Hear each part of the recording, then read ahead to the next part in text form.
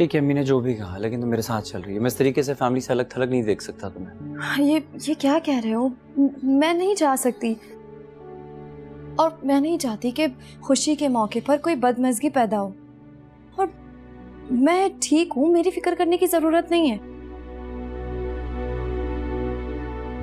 तुम जाओ, और वैसे भी मुझे ये सब कुछ बर्दाश्त करने की आदत हो चुकी है। ठीक है, अगर ऐसा है तो फिर मैं भी नहीं जा रहा। उमर, बस डिस्कशन खत्म हो।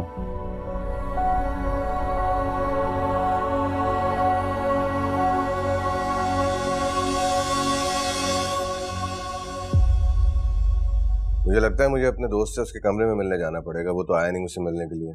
अरे बेटा, वो असल में रात को बड़ी तकलीफ थी।